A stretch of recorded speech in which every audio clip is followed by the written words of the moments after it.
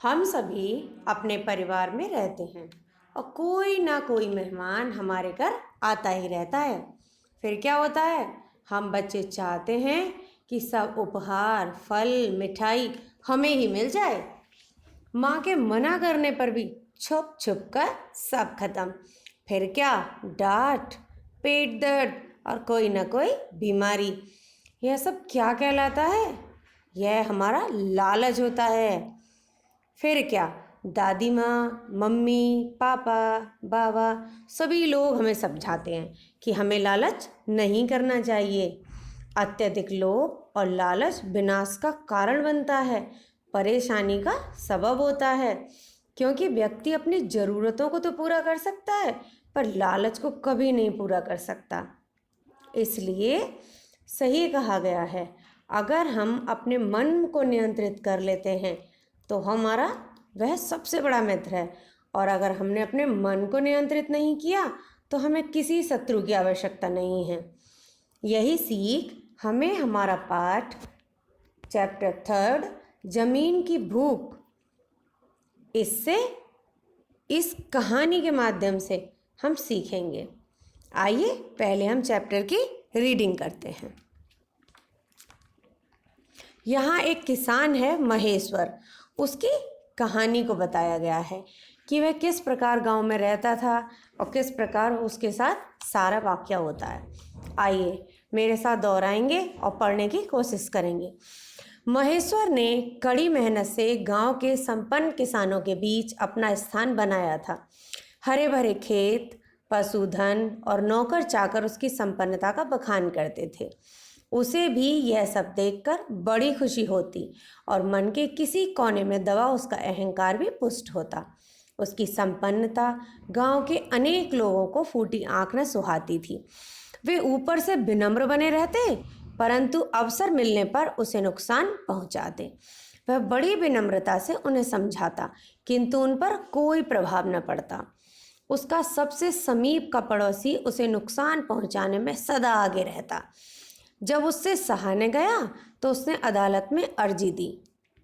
परिणाम यह हुआ कि 2-3 लोगों को अदालत ने जुर्माने से दंडित किया। लोग महेश्वर से बैर रखने लगे। एक दिन महेश्वर अपने घर के बाहर चबूतरे पर चारपाई बिछाए बैठा था। एक परदेसी किसान उसके घर के सामने से निकला। उसने महेश्वर को बताया कि वह सतलुज पार से आ रहा है। वहाँ उपजाऊ जमीन यूं ही बेकार पड़ी है। वहाँ की बस्ती में नए बसने वाले किसान को 20 एकड़ जमीन मुफ्त मिल रही है। वहाँ रहकर खेती करने वाले किसान बड़ी जल्दी संपन्न हो जाते हैं। वहाँ के लोग संपन्न भी हैं और व्यवहारिक भी हैं। वे चाहते हैं कि उनकी बस्ती बड़ी हो और अधिक लोग आकर यहाँ रहने लगें। महेश्वर अपने गांव के लोगों के व्यवहार से असंतुष्ट तो था ही। एक दिन गांव छोड़कर परिवार के साथ उस स्थान पर जा पहुंचा जिसकी चर्चा परदेसी किसान ने की थी। एक बड़े गांव की पंचायत में सम्मिलित होकर उसने जमीन का पट्टा भी प्राप्त कर लिया। सम्मिलित जमीन में से उसे और उसके परिवार के लिए 100 एकड़ जमीन मिल गई। वह मेहनत से खेती करने लगा। अब वह पहले से भी अधिक संपन्न हो गया। उसने अपना नया मकान बनवा लिया और बहुत से जानवर खरीद लिए। महेश्वर आराम से रहता था और उसे अपनी सफलता पर बहुत गर्व था। कुछ दिनों में ही वह अपनी उस संपन्नता के जीवन का अभ्यस्त हो गया। अभ्यस्त मीन्स आदत हो गई और अनुभव करने लगा कि उसकी जमीन पर्याप्त नहीं है। यदि कुछ और जमीन होती तो वह और अधिक सुख सुविधा का जीवन व्यतीत कर सकता था। यह मनुष्य का स्वभाव है कि उसको जितना मिलता है वह उससे अधिक प्राप्त करने की कामना करने लगता है। थोड़ा समय यूं ही बीत गया।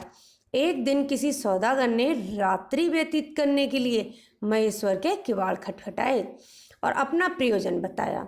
महेश्वर प्रेम पूर्वक उसे भीतर लाया, उसके लिए बिस्तर लगाया, भोजन करवाया। सौदागर उसके व्यवहार से प्रभावित हुआ और वे लोग बातचीत करने लगे। जमीन और खेतीबाड़ी की चर्चा होने लगी। सौदागर ने उसे बताया कि वह नेतानी नदी के उस पार से आ रहा है। वहाँ इतनी अधिक उपजाऊ जमीन खाली पड़ी है कि जितनी चाहे लेकर जोत लो। सौदागर की बात सुनते ही महेश्वर नेतानी नदी के पार की जमीन का किसान बनने का सपना देखने लगा। उसने अगले दिन सौदागर को विदा किया और सौदागर द्वारा बताए गए स्थान के विषय में आवश्यक पूछताछ की। संतुष्ट होकर उसने वहां जाने की तैयारी आरंभ कर दी। वहां के लोगों को भेंट देने के लिए उसने चाय के डिब्बे, मिठाई, कपड़े और अन्य अनेक वस्तुएं ले लीं। घर की देखभाल का कार्य पत्नी को सौंपकर और एक आदमी अपने साथ लेकर वह यात्रा पर निकल पड़ा। 7 दिन बाद वह उस स्थान पर पहुंचा जहां से कौलों की बस्ती आरंभ होती थी। उसने देखा कि नदी के किनारे जमीन ही जमीन पड़ी है और सब खाली। वहां के लोग खेती नहीं करते थे, पशुपालन और शिकार ही उनकी जीविका का आधार था।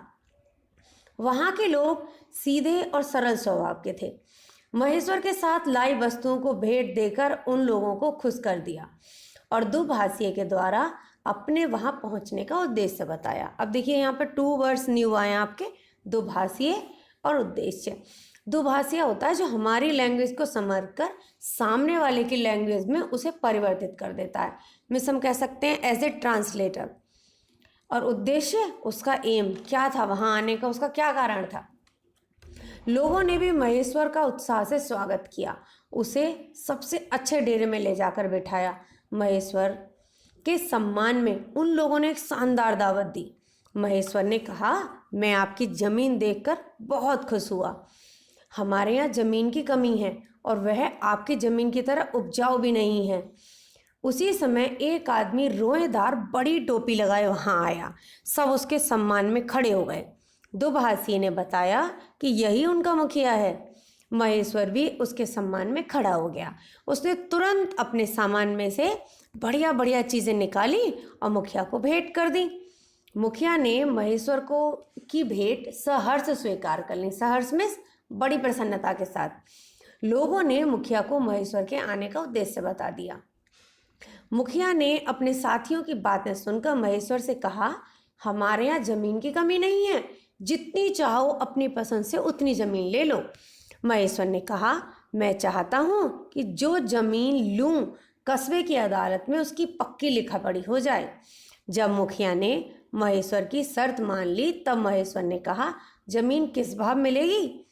1000 रुपया प्रतिदिन, मुखिया ने उत्तर दिया। महेश्वर चकित हुआ, बोला, मेरी समझ में नहीं आया, 1 दिन का यह कैसा हिसाब है? मुखिया ने कहा, 1 दिन में पैदल चलकर जितनी जमीन तुम नाप डालो उतनी ले लो। 1 दिन का मूल्य 1000 होगा। एक शर्त और है, यदि तुम जहाँ से चलना शुरू करोगे उसी स्थान पर उसी दिन सूर्य अस्त के पहले लौटकर नहीं आ पाए तो तुम्हें जमीन नहीं मिलेगी और तुम्हारा 1000 रुपया भी जब्त कर लिया जाएगा। महेश्वर ने सोचा कि दिन भर में तो बहुत सारी जमीन घेरी जा सकती है। वह तुरंत मुखिया की शर्त पर जमीन लेने को तैयार हो गया। बात पक्की हो गई। अब अगली सुबह की प्रतीक्षा होने लगी।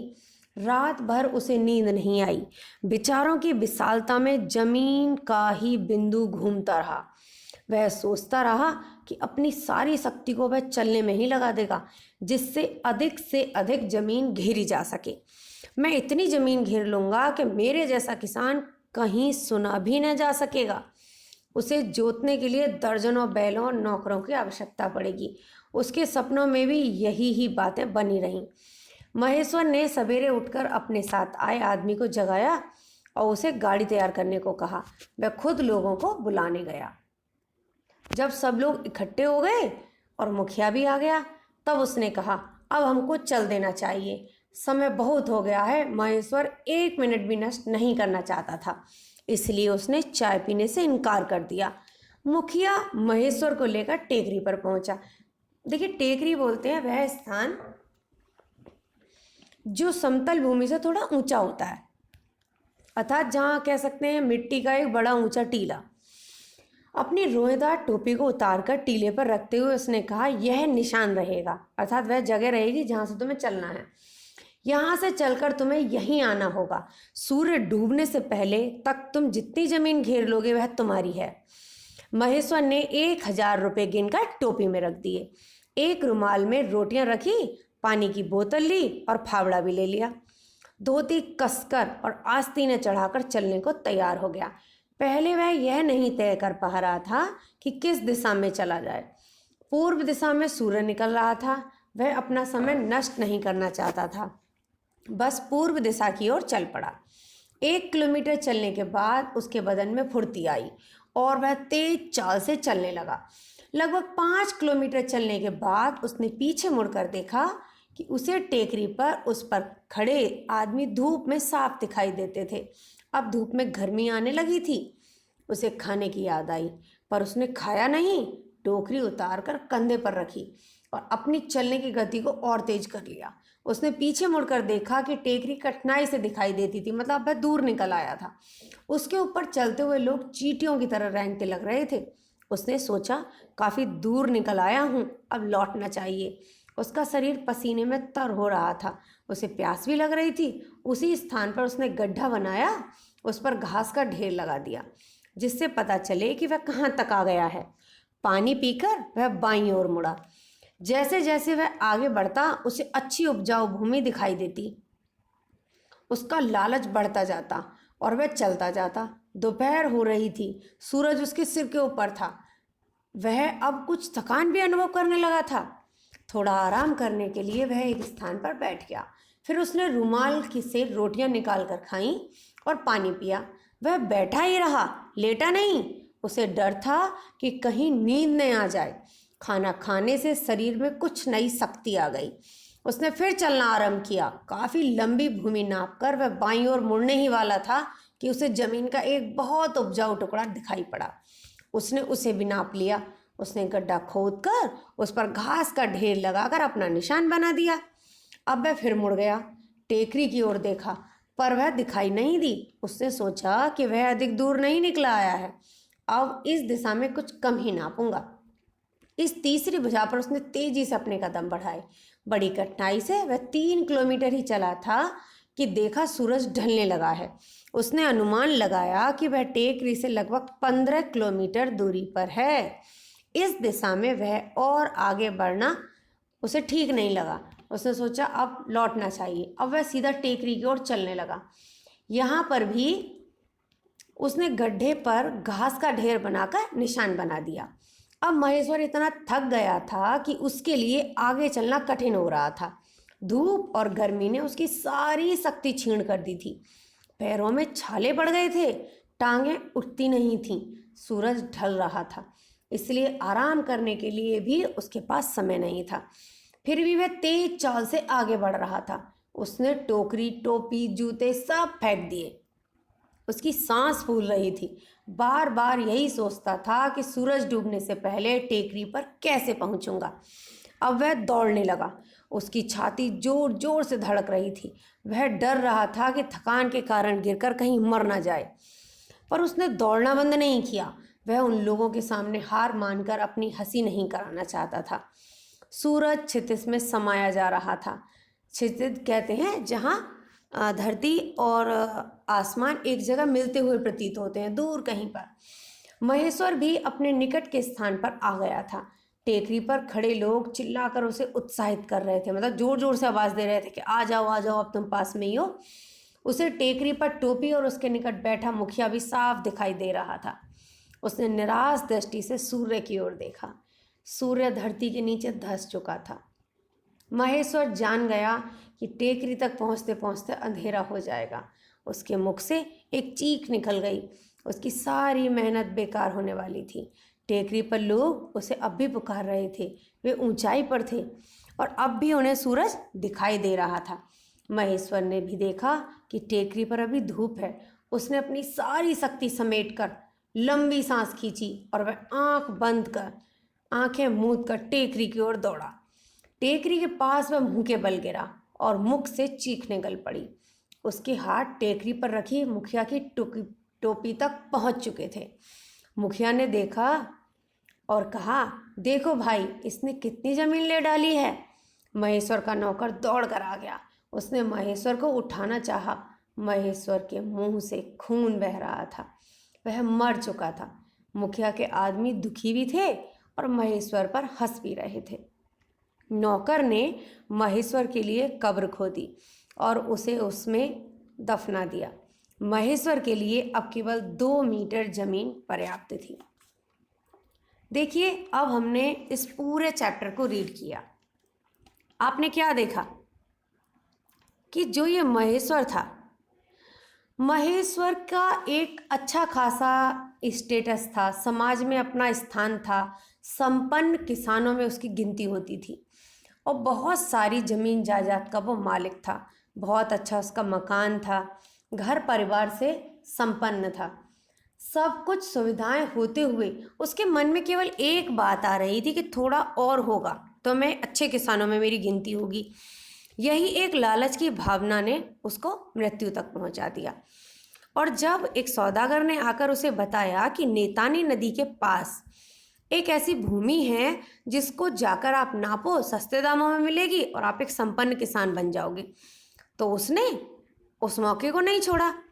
और लालच का और महत्वाकांक्षा का नतीजा ये हुआ कि अगर वह चाहता तो 2-4 किलोमीटर जमीन नाप कर लौट कर समय पर घर आ सकता था और मुखिया से मिलकर उतनी भूमि को नाप पाकर अपने नाम करवा सकता था। परंतु उसके लालच ने इस दिशा में भी जमीन ले लूं, इस दिशा में भी अपनी जमीन नाप लूं और इस दिशा में भी अपनी भूमि नाप लूं, केवल यही लालच उसका इतना बढ़ता चला गया कि अंत में वह नियत समय पर नियत स्थान पर नहीं पहुंच पाया और अंततः उसे अपने प्राण गंवाने पड़े। तो बिल्कुल सही कहा गया है कि अगर हम अपने मन को नियंत्रित नहीं कर सकते तो इससे बढ़कर कोई शत्रु नहीं है। और लालच एक ऐसी चीज़ है जो कि सभी हमारे गलत और सही सारे कार्यों के लिए जिम्मेदार होता है। हमें लालच नहीं करना चाहिए क्योंकि लालच को पूरा करना संभव नहीं है। आइए, अब इसमें कुछ शब्दार्थ भी हैं जिनको मैंने आपको चैप्टर की रीडिंग के समय समझाती बीच बीच में रही हूँ और हम समझते रहे, परंतु एक बार फिर से हम रीडिंग कर लेते हैं। प्रयोजन, उद्देश्य, विनम्र, बहुत विनीत या नम्र स्वभाव का, संपन्न, धन धान्य सुख सुविधाओं आदि से परिपूर्ण, टेकरी ऊंचा टीला या छोटी पहाड़ी, आस्तीन, कमीज कुर्ता आदि की वहाँ का भाग, सहर्ष, हर्ष सहित या कहेंगे प्रसन्नता सहित, दुभाषिया, 2 भाषाओं को जानने वाला, सौदागर, व्यापारी या व्यवसायी, मुखिया, नेता या सरदार, भाव, मूल्य। So student, maybe all of you understood your chapter कि आपके चैप्टर में क्या था और आपने क्या स्टोरी पढ़ी। So this is our today's session. Till next session, stay home, be safe, be healthy. Thank you.